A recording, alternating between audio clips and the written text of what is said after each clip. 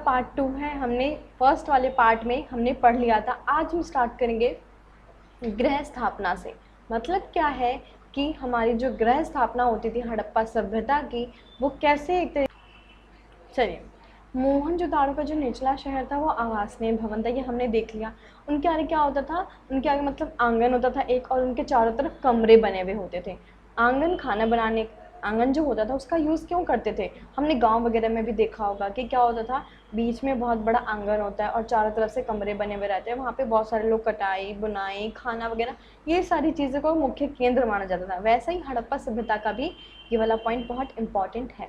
Second point यहाँ पे क्या है, यहाँ पे सबसे एक रोचक पहलू की बात ये है कि हड़प्पा सभ्यता के जो लोग हैं वो क्या करते हैं, अपनी प्राइवेसी को बहुत ध्यान देते हैं। उनकी प्राइवेसी उनके लिए बहुत ही इंपॉर्टेंट होती थी। वो क्या करते थे, जो नीचे के घर होते थे उसमें वो खिड़कियाँ नहीं बनाते थे, वो अपने एकांतवास को बहुत ही महत्वपूर्ण देते थे। ठीक है, सेकंड पॉइंट आपको समझ में आ गया होगा। थर्ड पॉइंट की अगर हम बात करें, यहाँ के आवास में अपना एक स्नानागार होता था। सीधी सी बात है, यहाँ पे आपका घर है तो आजकल के टाइम पीरियड में आपका खुद बाथरूम वगैरह होता था, यहाँ पे भी क्या होता था, स्नान गृह होता था उनका भी, जिसकी ज़मीन जो होती थी वो किसकी बनी होती थी, ईंटों के फर्श से बनी होती थी, जिनकी नाली के दीवार के माध्यम से सड़कों से नालियों जुड़ी होती थी। वो मैंने आपको पहले ही बता दिया कि वो क्या करते थे, नालियों से ही वो सड़क जुड़ी रहती थी ताकि उनका जो आसानी से जो पानी वगैरह है वो आसानी से निकल सके। और अगर हमें छत पे जाना होता था उसके लिए क्या होती थी, सीढ़ियाँ बनी होती ताकि हम आसानी से छत पर जा सकें। कई घरों में कुएं भी मिले हैं, हमें बहुत सारे कुएं मिले। और एक कुआं ऐसा होता था जिसमें क्या होता था, कोई भी राहगीर आ रहा है जा रहा है वो आसानी से पानी वगैरह पी सकता है और फिर वो जा सकता है। और हमें ऐसा पता चला है कि उस टाइम पीरियड में वहाँ पे 700 कुएं के प्रमाण हमें मिले हैं। वहाँ पे ऐसा माना जाता है कि उस टाइम पे 700 कुएं बने हुए थे यहाँ पे। चलिए,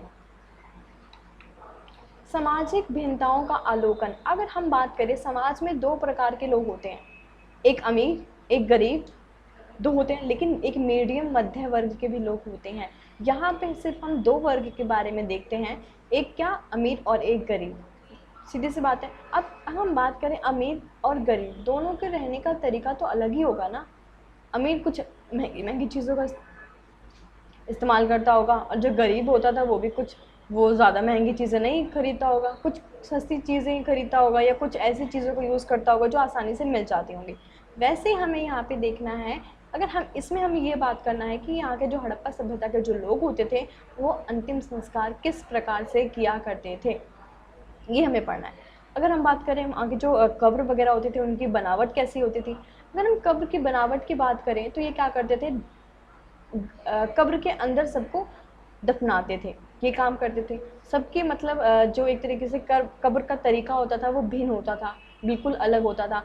यहाँ पे हमें एक चीज़ और पता लगी है कि यहाँ पे जो स्त्री और पुरुष होते थे उन दोनों की कब्रों में क्या रखा जाता था, आभूषण मिले। हमें ये चीज़ मिली है कि दोनों के जो कब्र होते थे यहाँ पे आभूषण मिले हैं। इनसे हमें ये पता लगता है कि उस समय उस टाइम पीरियड पे दोनों ही क्या करते होंगे, अपनी चीज़ों का इस्तेमाल करते होंगे। और एक पॉइंट और यहाँ पे ये, हड़प्पा सभ्यता के लोगों का मानना ये था कि वो क्या करेंगे, मरने के बाद भी उनको उनकी जो चीज़ें होती हैं उनकी आवश्यकता पड़ती थी, इसीलिए वो उनको उनकी कब्रों के साथ क्या करते थे, उनकी चीज़ों को दफना देते थे। लेकिन हड़प्पा सभ्यता के जो लोग थे वो क्या करते थे, महंगी चीज़ों में ज़्यादा विश्वास नहीं रखते थे। लेकिन अगर हम मिस्र की बात करें, मिस्र जो एक सभ्यता थी, वहाँ के जो लोग थे वो क्या करते थे, बहुत ही महंगी महंगी चीज़ें दफनाते थे। लेकिन हड़प्पा सभ्यता के जो लोग थे वो ऐसा नहीं करते थे, वो एक तरीके से ज़्यादा महंगी चीज़ों को दफनाने में विश्वास नहीं करते थे। लेकिन उनका विश्वास ये मानना था कि जो मरे हुए लोग हैं वो मरने के उपरांत भी उन चीज़ों का इस्तेमाल करेंगे जो उनकी है, उनको उन चीज़ों की आवश्यकता पड़ सकती है। और ये आपको यहाँ पे एक दर्पण दिखाई दे रहा है, ये तांबे का दर्पण है जो मिला था। ऐसा माना जाता है कि ये तांबे का दर्पण भी उसी कब्र से मिला गया है। अब विलासिता की वस्तु की खोज। अगर विलासिता की वस्तु के बारे में मैं आपसे बात करूं, विलासिता की वस्तु का मतलब क्या होता है, चलो देखते हैं। सामाजिक भिन्नता को पहचानने का एक अन्य विधि है, पूरे मोटे तौर पर उपयोग और विलास की वस्तुओं में वर्गित किया गया। मतलब हमने हमने क्या किया, सामाजिक भिन्नता को समझने के लिए दो टाइप्स में डिवाइड कर दिया, एक विलासिता की वस्तु और एक उपभोग की वस्तु, उपयोग की वस्तु, आप ये कह सकते हो। विलास की वस्तु का मतलब क्या होता है, जो बिल्कुल आसानी से ना मिल सके, बहुत महंगी हो और उसको बनाने में बहुत ज़्यादा टाइम लगता हो, इसे क्या कहते हैं हम, विलास की वस्तु कहते हैं। अगर हम बात करें उपयोग की वस्तु, मतलब ये बहुत आसानी से मिल जाए, पत्थर वगैरह से बनी हुई हो और बहुत सस्ते दामों में वो हमें मिल जाए, तो हम क्या कह सकते हैं, और हम इसे डेली भी यूज़ कर सकें, इसे क्या कहते हैं, उपयोग की वस्तु कहते हैं। अब विलासिता की वस्तु का एक एग्जाम्पल यहाँ पे फ्यांस, 2 मार्क्स का क्वेश्चन आता है, फ्यांस क्या है। फ्यांस बहुत इंपॉर्टेंट है आपको, जो यहाँ पे पिक्चर दिख रही है फ्यांस की पिक्चर है। फ्यांस क्या है, चलिए देखते हैं। फ्यांस क्या है, घिसी हुई रेत अथवा बालू तथा रंग और चिपचिपे पदार्थ का एक मिश्रण को पकाकर बनाया जाता है। बहुत टाइम लगता है इसको, फ्यांस को बनाने में बहुत ज़्यादा टाइम लगता है, और ये बहुत ही इसको बनाना बहुत ही कठिन होता है, इसीलिए इसे क्या कहा जाता है, विलास की वस्तु कहा जाता है। अगर हम बात करें उपयोग की वस्तु में, अब सीधी सी बात है, इसमें क्या, चक्कियाँ, मृदभांड, मटके वगैरह हैं, वो मिट्टी से बनते हैं, वो आसान होता है, ज़्यादा मुश्किल नहीं होता है उसको बनाना, इसीलिए हम उसको क्या कहते हैं, उपभोग की वस्तु, उपयोग की वस्तु कहते हैं। चलिए देखते हैं। आई होप आपको समझ में आ रहा होगा, लेकिन आप बीच बीच में वीडियो को स्टॉप करके देखते रहना, ताकि और भी चीज़ें रीडिंग आप करोगे तो ज़्यादा आपको समझ में आएगा। अब शिल्प उत्पादन की अगर हम बात करें, चहुंद्रो नामक जो स्थान है, वहाँ पे सबसे ज़्यादा कहा जाता है शिल्प उत्पादन के लिए बहुत ही ज़्यादा मुख्य केंद्र रहा होगा। यहाँ पे सबसे ज़्यादा शिल्प उत्पादन हुआ करता था। अब शिल्प बनाने में क्या क्या काम होता है भाई, शिल्प कार्य में क्या होता है, मनके बनाना, कटाई करना, शंख की और धातु कर, मोहन, बाट वगैरह जितनी भी चीज़ें होती हैं वो सारी चीज़ें बनाना, मनके बनाना, बाट बनाना, शंख की कटाई करना, ये सारी चीज़ें किस में आती हैं, शिल्प के काम में आती हैं। अब मनकों का निर्माण करना, मनके मतलब क्या होता है, बिट्स, मनके का मतलब होता है बिट्स, मतलब क्या, मोती वगैरह जो होते हैं ना, उनको हम मनके कहते हैं। उनको कैसे बनाया जाता था, अब हम बात करें यहाँ पे क्या होता था, मनके बनाने के पदार्थ क्या होते थे, कार्नेलिया का सुंदर लाल रंग का पत्थर जो होता था उनसे बनाया जाता था, स्फटिक और लकड़ी जैसे पत्थर, बहुत सारे ऐसे पत्थर है जिनसे क्या बनाया जाता था, मनके बनाए जाते थे। ठीक है। अगर हम धातु की बात करें, धातु सोना, तांबा, कांसा, फ्यांस, इन सब का प्रयोग करने के लिए मनकों का प्रयोग किया जाता है। मनके 2 या 2 से अधिक को आपस में जोड़कर बनाए जाते थे। अगर हम बात करें मनके का आकार क्या होता था, मनके के आकार जो होते थे वो बहुत ही अलग अलग तरीके से होते थे। अब इनको बेलनाकार कह लो, जो बेलन के शेप में दिखता हो, एक तरीके से गोलाकार, गोल, ढोलाकार, बहुत सारी चक्राकार, बहुत सारी शेप होते थे मनके बनाने के। ये सारी शेप के बारे में देख सकते हैं हम। अब हम बात करें, इन पर चित्रकारी करके इन्हें सजाया जाता था। अब मनके बनाने की एक तरीके से प्रक्रिया क्या होती थी, इनको क्या करते थे, मनके बना लिए जाते थे, उसके बाद इन पर चित्र वगैरह बनाए जाते थे। मनके बनाने के लिए कई तरह की चीज़ों का इस्तेमाल किया जाता था। सेल खड़ी जो एक बहुत ही मुलायम पत्थर होता है, मैंने अभी आपको बताया सेल खड़ी नामक पत्थर के बारे में अभी हमने बात करा था, जो हड़प्पा सभ्यता में जो सील मिली है वो बनाया गया था, वो भी मैंने आपको बताया। तो वैसे ही यहाँ पे क्या है, मुलायम पत्थर होता है जो आसानी से उस पर कार्य हो सकता है। कुछ मनकों को क्या करते थे, लेप में सांचे में डालकर तैयार किया जाता था। मतलब क्या है, सांचे में डालकर तैयार करना, जैसे कि अगर आप देखते हो कोई शेप बनानी है अगर आपको, तो उस चीज़ के अंदर उसको डाल दोगे तो उस शेप उसकी बन जाएगी। तो वैसे क्या करते थे, ऐसे सांचा होता था, उसमें जिस शेप के आपको मन के बनाने हैं वो उसमें डाल देते थे, वैसे शेप उसकी हो जाती थी। ठीक है। तो फिर क्या करते थे, भिन्न आकार में मनकों को बनाए जा सकते थे। मैंने आपको बताया था कार्नेलियन का जो लाल रंग का, अगर हमें कार्नेलियन पत्थर जो है उसका लाल रंग प्राप्त करना है तो उसे क्या करते थे, पीले रंग के कच्चे माल तथा उत्पादन विभिन्न चरणों को मनके में आग में पकाकर प्राप्त किया जाता है। अगर हमें क्या करना है, कार्नेलियन का लाल रंग चाहिए तो हमें उसको क्या करना पड़ेगा, उसको पकाना पड़ेगा, उसके बाद हमें क्या मिलेगा, इसका लाल रंग प्राप्त होगा। ठीक है। तो बहुत सारी चीज़ें हैं, मन को बनाने के लिए किस किस चीज़ों का प्रयोग किया जाता था और कैसे कैसे ये बनते थे, इनको शेप कैसे दी जाती थी, इनकी चीज़ें कैसे कैसे बनती थी, ये सारी चीज़ें। ठीक है। अब मन को बनाने के लिए क्या करते थे, अब मन के बन गए, जब तक हम उसको अच्छे से शेप नहीं देंगे, उनकी घिसाई वगैरह नहीं करेंगे तो कैसे पता चलेगा। तो क्या करते थे, घिसाई करते थे, पॉलिश करते थे और गेंद छेद वगैरह। अब एक बार बताओ, मन के तो बन गए, अब उसमें छेद करने के लिए तो कुछ तो चाहिए होगा, तो वो क्या करते थे, उसमें छेद करने के लिए भी उनके पास क्या होते थे, उपकरण होते थे। तो ये सारी चीज़ों से हमें क्या पता लगा है कि शिल्प उत्पादन, सबसे पहले हमने इस यहाँ पे क्या पढ़ा, शिल्प उत्पादन जो है वो कहाँ पे होता है, चहुंद्रो नामक स्थान पे देखा गया सबसे ज़्यादा शिल्प उत्पादन होते हैं। यहाँ पे मनके कैसे बनाया जाता था, शिल्प उत्पादन में किन किन चीज़ों का काम होता था, मनके के बारे में पढ़ा कि मनके कैसे बनाए जाते थे, उनके शेप क्या होती थी, उनको बनाने की प्रक्रिया क्या होती थी, कौन से पत्थर से बनाए जाते थे और कैसे उनको पॉलिश वगैरह किया जाता था, कैसे उनको तैयार किया जाता था। ये सारी चीज़ें हमने इसमें देखी। चलिए आगे देखते हैं क्या है। शिल्प उत्पादन के कच्चे माल की प्राप्ति। अब एक बात बताइए, शिल्प जो काम होते हैं उनकी माल की प्राप्ति कहाँ से होती थी, कहाँ से वो माल आते होंगे? दो तरीका हो सकता है, एक तरीका कि वो स्थानीय तौर पे मिलते हों, दूसरा तरीका या वो दूर दराज इलाके से मंगवाए जाते होंगे। तो क्या करते थे, दो तरीके होते थे जिससे क्या करते थे वो या कोई भी एक तरीके से देख लें, शिल्प उत्पादन का कार्य कर रहे हैं, वो स्थानीय स्तर पर मिल रहा हो या जो चीज़ नहीं मिल रही है वो दूर दराज इलाकों से मंगवाए थे।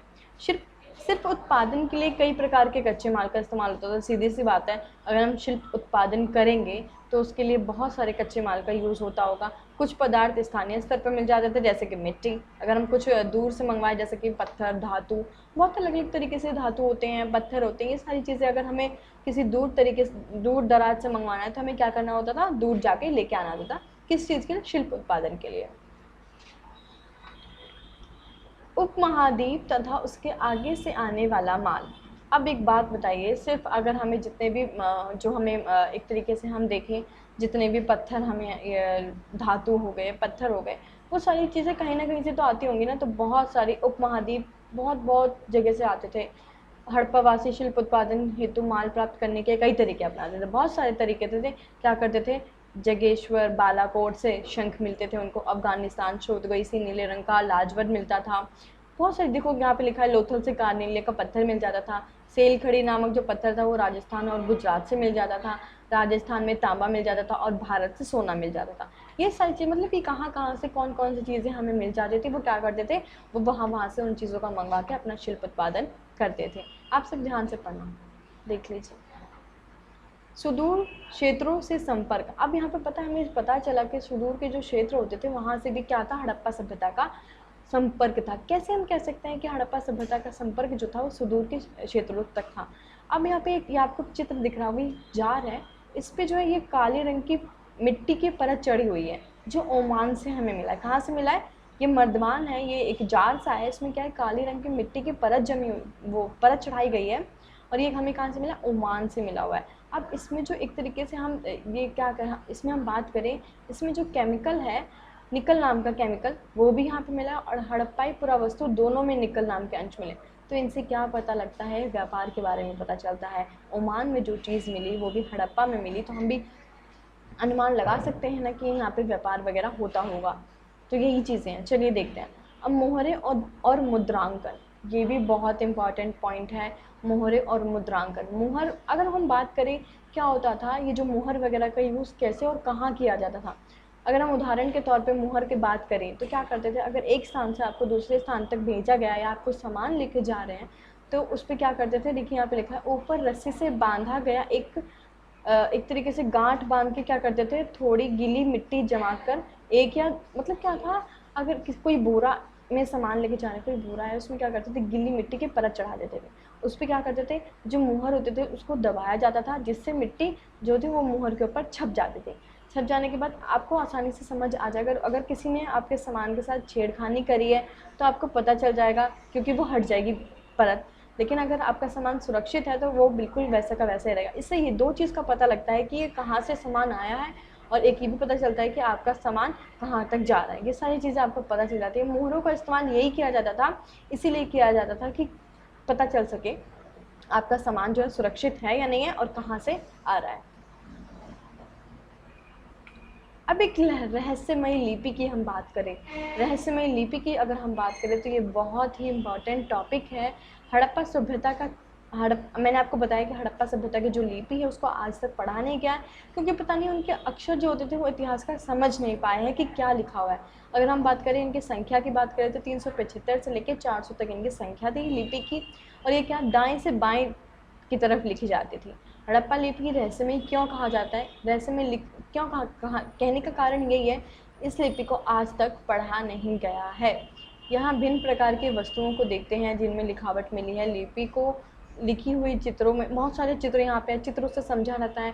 कहा जाता है अनपढ़ लोग जो होते हैं वो इन चित्रों को देखकर ही समझ जाते हैं। यही कारण था जो हड़प्पा की जो लिपि है इसको रहस्यमयी लिपि कहा जाता है, क्योंकि इनको आज तक पढ़ा नहीं गया है। अगर हम बाट के बारे में बात करें, बाट मतलब जो हम तौलने का, जिसमें तौलने का यूज़ करते नहीं है आजकल हम सामान तोलने जाते हैं जिनमें, तो उसे बाट कहते हैं। तो वो नहीं होता एक जिसमें 500 ग्राम वगैरह वो सब चीज़ें लिखी रहती हैं। तो बाट के किस नामक पत्थर से बनाए जाते थे उस टाइम पीरियड पे? चर्ट नामक पत्थर से बनाए जाते थे। छोटे बाटों का प्रयोग क्या करते थे? आभूषण और मणकों को तौलने के लिए किया जाता था। यह बात देखने में बिल्कुल साधारण होती थी। बाट जो था उसके यूज़ हम क्यों करते थे? मनके हो गए, आभूषण हो गए छोटे छोटे, उनको तौलने के लिए किया जाता था। ठीक है, ये बहुत ही साधारण होते थे। आज तक इस वीडियो में इतना ही काफ़ी है। नेक्स्ट वीडियो में हम देखते हैं प्राचीन सत्ता के बारे में। ठीक है, सत्ता का मतलब, प्राचीन सत्ता में हम यही पढ़ेंगे कि वहाँ पे सत्ता थी या नहीं, ये पढ़ेंगे कि वहाँ पे भी हड़प्पा सभ्यता में भी कोई राजा होता था या नहीं होता था। इन्हीं चीज़ों के बारे में हम